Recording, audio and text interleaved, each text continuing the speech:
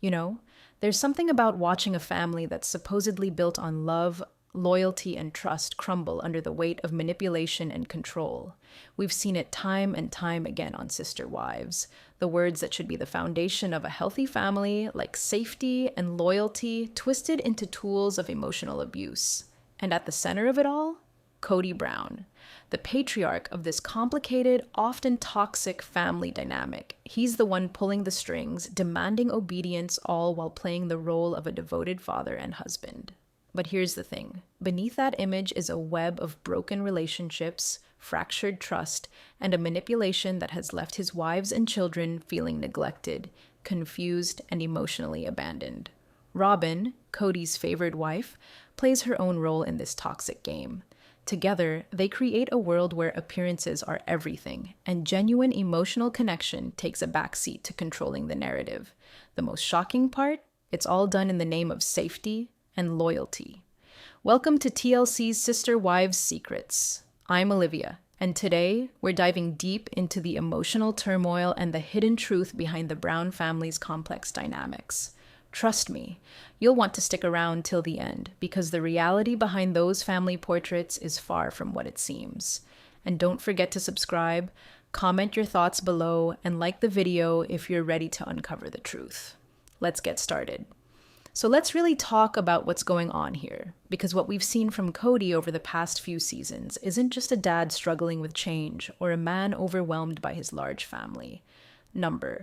What we're watching is someone who's obsessed with control, not just control over logistics or decisions, but control over people, how they speak, how they feel, how they remember things, and the way he does it, it's subtle, but it cuts deep. Cody doesn't ask for respect, he demands it, and when he doesn't get it, he flips the script and claims he's the one being disrespected, betrayed, even victimized. We've heard him throw around the word safe like it's some sacred shield. He says he wants to feel safe in conversations, safe with his family. But what does safe really mean to Cody? Because from what we've seen, it doesn't mean emotional vulnerability or mutual understanding. It means silence. It means obedience. It means no one challenges him. The second someone, like Christine or Janelle, speaks their truth, sets a boundary, or asks for accountability, Cody accuses them of making him feel unsafe.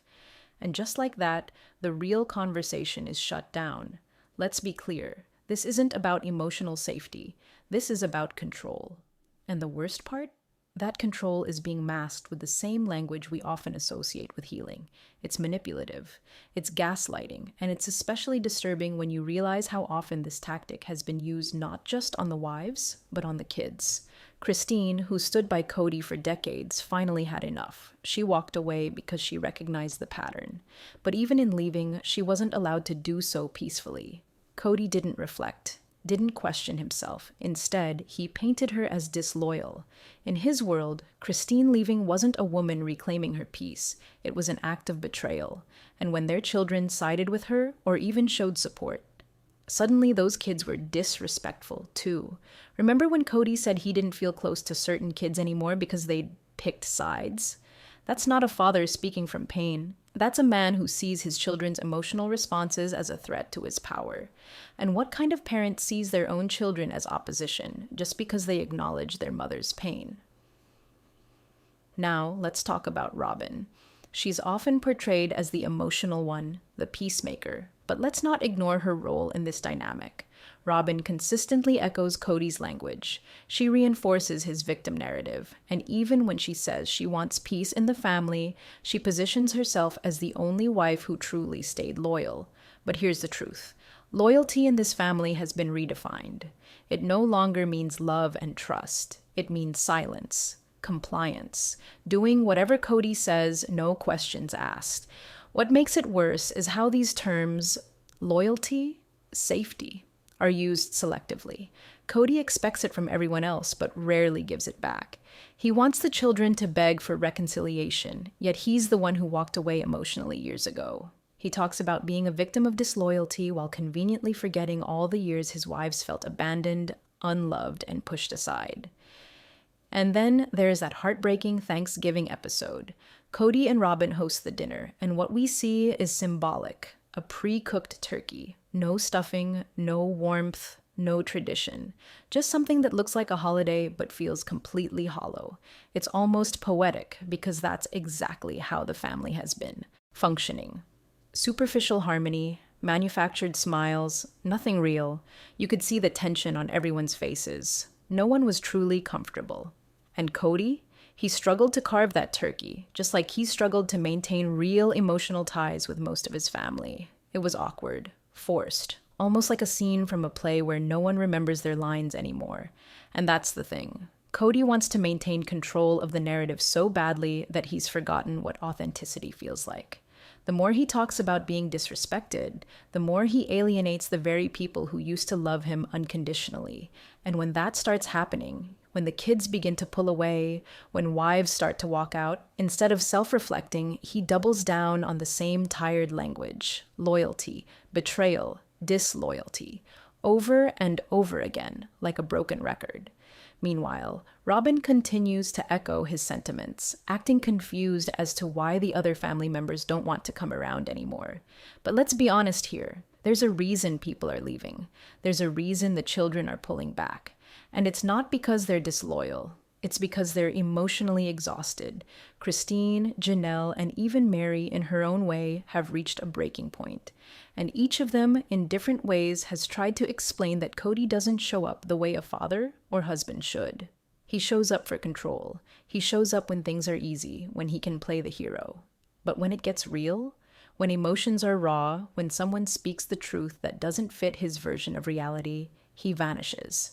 What's so tragic about all of this is how the kids are being dragged through it. Some of the youngest children have made heartbreaking comments on camera, statements that show just how deep the emotional manipulation goes. One child even said they didn't like a particular wife anymore because she left dad. That's not something a kid comes up with on their own. That's learned. That's what happens when you grow up in an environment where loyalty to one parent is more important than your own feelings. Kody and Robin say they want unity, but unity doesn't come from guilt-tripping your children.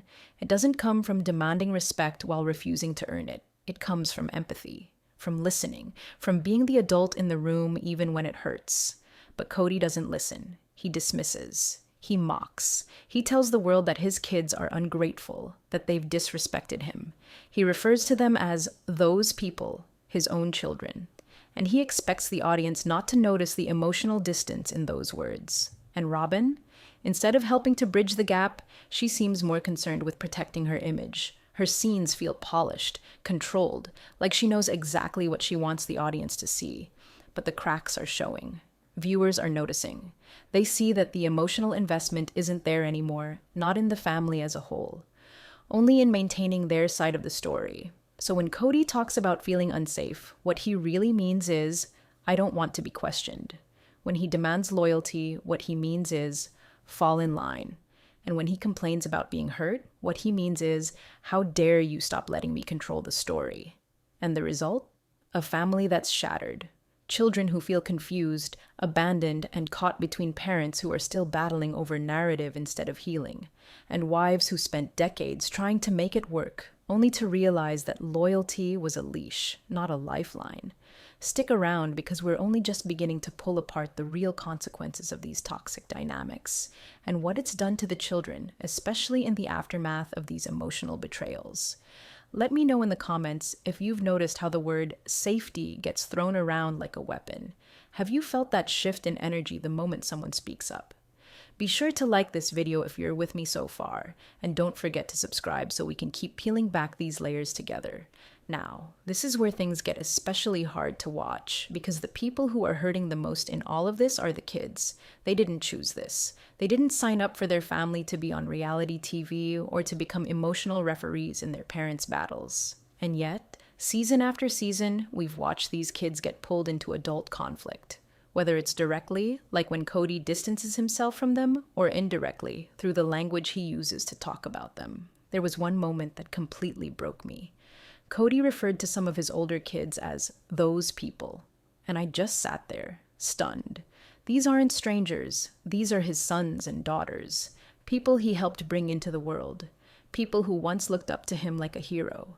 But because they've chosen to think for themselves, because they didn't blindly support him during the fallout with Christine or Janelle, they're suddenly outsiders in his mind. And what message does that send? That love is conditional?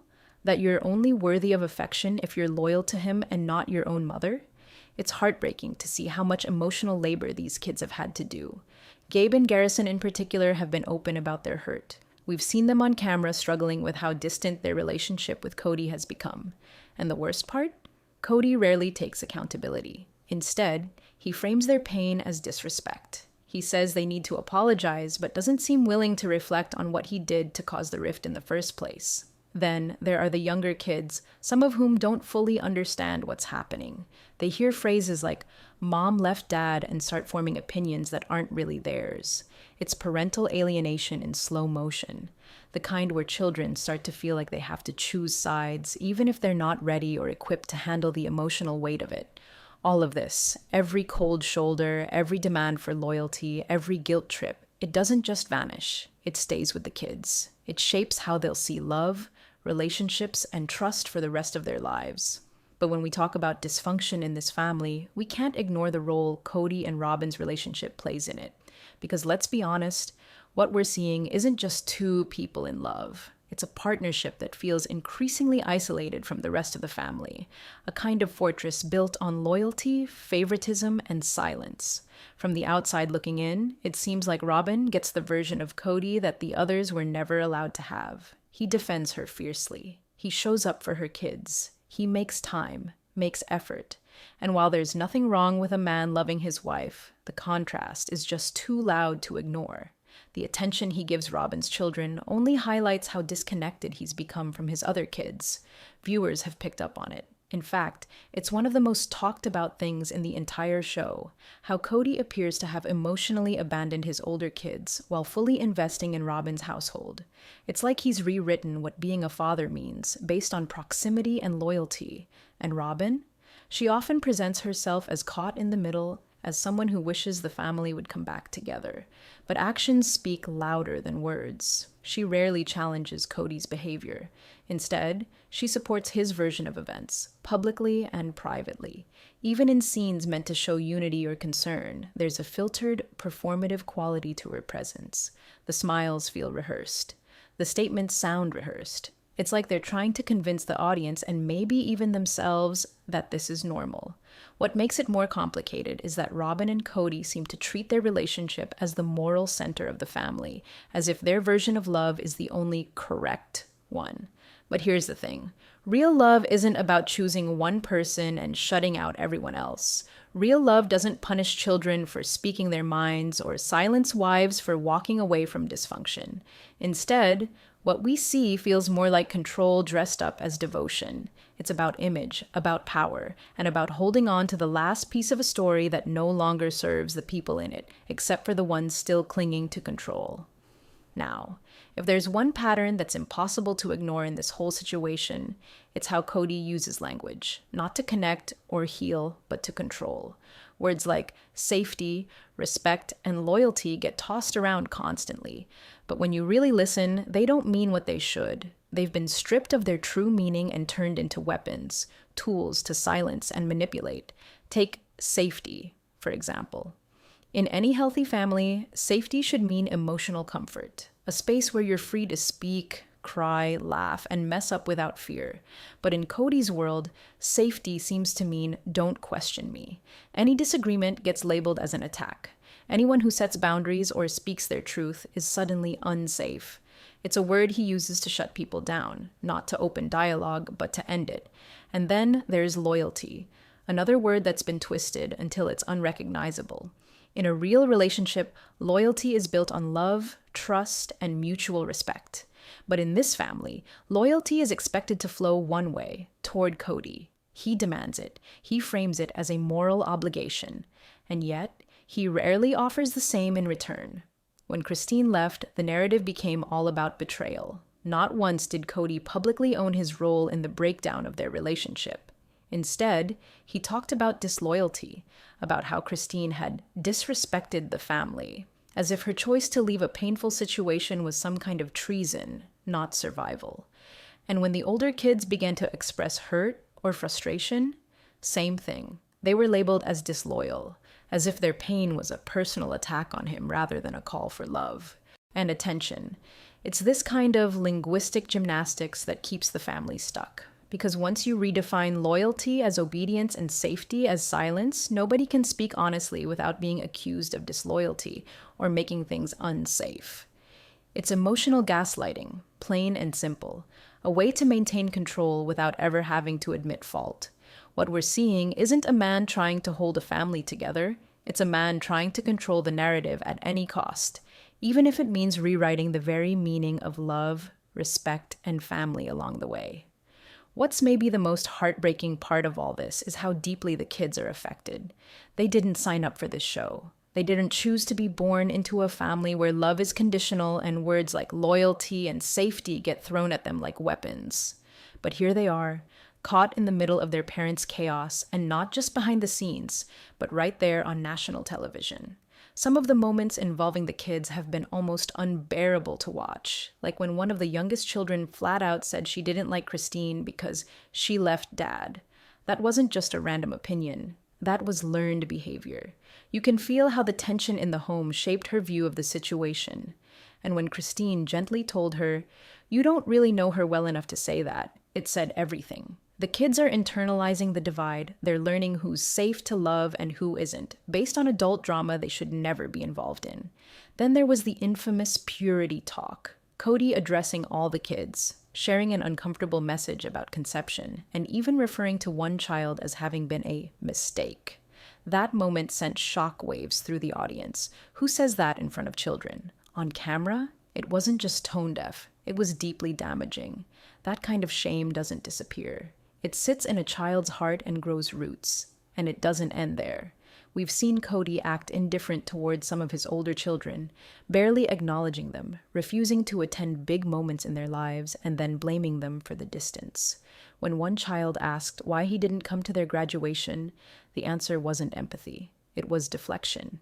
It's always someone else's fault. It's the mom's influence, the kid's attitude, never Kody's own choices. All of this leaves the children in a state of constant emotional confusion. They're forced to navigate loyalty tests, shifting alliances, and public shaming from the people who are supposed to protect them. And while Kody claims to be the victim, the real victims are the kids, stuck between love and manipulation, trying to make sense of a family that no longer feels whole. As we reach the end of this emotional spiral, the damage becomes impossible to ignore. The scars left by this fractured family dynamic go far beyond arguments and passive-aggressive remarks. What we're really looking at is long-term emotional harm, particularly for the kids who've been dragged through the worst of it while the adults scramble to control the narrative. Kody talks a lot about being disrespected, about not feeling loved by his older children. But how can he expect love when he repeatedly dismisses them as those people? That line alone tells you everything. It's cold, it's detached, and it completely ignores the years these kids spent trying to earn their father's attention and affection. For many of them, it's not just about missing him at events, it's about wondering whether he ever saw them at all. What makes it even more painful is watching how the relationships unravel not just between Kody and his kids, but between the parents themselves. Christine, while finally free from a toxic dynamic, still ends up rehashing painful memories on camera. Her honesty might be a form of healing, but it's also a constant reminder to her kids of how far things have fallen. And for them, it's not about picking sides. It's about surviving the emotional crossfire. There's no denying that the show has become something of a spectacle. Viewers tune in for the drama, the breakdowns, the shocking moments. But behind every viral clip is a real person, often a child, absorbing the fallout, the heartbreak, the confusion, the silence from a parent who used to be the center of their world. And the worst part, Kody still doesn't see it. He clings to his own version of events, his curated image, while his children are left trying to piece together their self-worth from the shattered reflections of a family that once claimed to be built on love, unity, and faith. This isn't just a reality TV storyline. This is a cautionary tale, a powerful, painful look at what happens when control matters more than connection, when image comes before empathy, and when the people who are supposed to love you unconditionally make their love conditional. At the heart of this entire story lies something incredibly tragic. A father who seems more committed to control than connection. Cody's refusal to take real accountability has left deep, lasting wounds, not just in his relationships with the women he once called his wives, but in the hearts of the children who looked to him for love, for consistency, for safety. Instead, they got silence, shame, and emotional distance. What we've seen throughout these episodes isn't just dysfunction, it's a complete breakdown of what a family is supposed to be. Words like loyalty and safety have been stripped of meaning and repurposed as shields to deflect blame and avoid real growth. And it's the kids who are left trying to make sense of it all, navigating the wreckage with no clear answers. So now I turn it over to you. What do you think? Have you seen the same patterns? Do you believe healing is still possible in a situation like this? Leave your thoughts in the comments below. Don't forget to like this video and subscribe to TLC's Sister Wives Secrets for more honest, heartfelt breakdowns. I'm Olivia, and I'll see you next time. Take care of yourselves and your hearts.